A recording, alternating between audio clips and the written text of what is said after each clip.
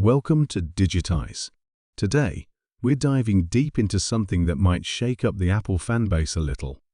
We all love iPhones. They're sleek, powerful, and packed with some of the best technology out there. But let's be real, they're not perfect. There are some frustrating things about iPhones that Apple either ignores or just doesn't seem to care about fixing.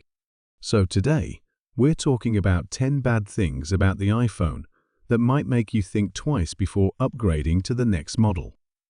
Some of these issues are long-standing problems, while others are becoming bigger concerns with each new release. Let's jump right in. First up, the price. iPhones are getting ridiculously expensive. Every year, Apple pushes the price tag higher, and at this point, flagship models are approaching and sometimes exceeding $1,500. For that amount of money, you could buy a high-end laptop, a premium camera, or even a decent used car in some places. And what's worse is that Apple keeps increasing prices while removing things that used to come standard, which leads us to the next problem. Apple has a habit of removing essential features and calling it innovation. First, they got rid of the headphone jack, and people were forced to buy expensive wireless earbuds. Then, they removed the charger from the box, claiming it was for environmental reasons. But let's be honest, it's a cost-cutting move that forces customers to spend extra on accessories. And now, they're moving towards a portless future, meaning no more wired charging or data transfer. If history tells us anything, Apple will take something away, call it progress, and sell you a separate accessory to replace it. Speaking of accessories, Apple's ecosystem is locked down tight. If you use an iPhone, you're basically stuck in the Apple world. Want to use an Android smartwatch? Not happening. Need to transfer files quickly to a non-Apple device? Good luck with that. A message is another perfect example. Apple refuses to make it available on Android, keeping users locked into their ecosystem. If you switch to another phone, you lose features like high-quality messaging, read receipts, and smooth group chats. Apple makes great products, but the walled garden can feel more like a prison sometimes. Then we have lack of innovation in design. Let's be honest, iPhones have looked almost the same for years. Yes, Apple refines the design a little each year, but compared to some Android competitors who experiment with foldable screens, under-display cameras, and new form factors, iPhones feel a bit stagnant. The notch has been around for far too long, and even when they introduced Dynamic Island, it was just a slightly different take on the same concept. At this point, iPhones look so similar from one year to the next that it's getting harder to tell them apart. Now let's talk about battery life.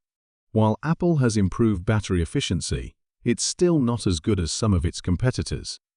Many high-end Android phones come with 5,000 mAh batteries that last well over a day, whereas iPhones often struggle to make it through a full day of heavy use. And since Apple doesn't support things like fast charging at the level of brands like OnePlus or Xiaomi, you're stuck waiting longer to charge your phone. Plus, the move to sealed batteries means you can't just swap in a new one when your battery health declines. You're forced to go through Apple's expensive replacement process.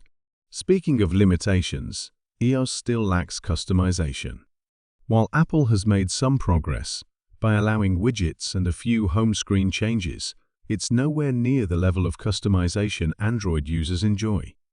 You still can't freely place icons where you want, change default apps completely, or customize themes to the same extent. Apple controls the experience so tightly that even simple things like setting a third-party app as your default browser or messaging app feel like a battle. Another major complaint is the lack of expandable storage.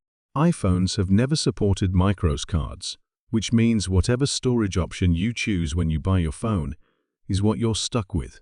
If you run out of space, you either have to delete things or pay for iCloud storage. And let's not forget how Apple overcharges for internal storage, going from 128 GB to 256 GB, can cost you hundreds of dollars more, even though the actual cost difference is minimal. Then there's the App Store monopoly. Apple forces all apps to go through the App Store, where they take a 30% cut of revenue. This has led to high-profile lawsuits and complaints from developers who feel trapped by Apple's policies. Unlike Android, which allows side-loading apps from other sources, iOS keeps you locked into Apple's ecosystem. This means you don't have access to alternative app stores, and if Apple decides to ban an app, you're out of luck. Another frustrating thing is the slow adoption of new tech. Apple often waits years to introduce features that Android phones have had for a long time. High refresh rate displays, always-on screens, periscope zoom lenses, and under-display fingerprint scanners were all standard on Android before Apple finally adopted them. And when Apple does add these features, they act like they invented them. It's frustrating for tech enthusiasts who know that these improvements have been around for years. Finally, let's talk about repairability and planned obsolescence. Apple makes it incredibly difficult to repair iPhones. Third-party repairs are discouraged, genuine parts are hard to get, and software locks make it difficult to replace components without Apple's approval. And let's not forget that Apple intentionally slows down older devices with software updates in the name of battery health. While they claim it's to prevent unexpected shutdowns, many believe it's just a way to push users into upgrading to a new model sooner than necessary. So, there you have it, 10 bad things about the iPhone that Apple doesn't really want you to think about. While iPhones are undeniably great devices, these issues can be frustrating, especially considering how much they cost. What do you guys think? Do you agree with these points, or do you think the benefits outweigh the drawbacks?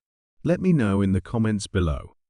And if you enjoyed this video, don't forget to like, subscribe, and hit that notification bell so you don't miss out on future tech breakdowns. Until next time, stay tech savvy and keep questioning everything.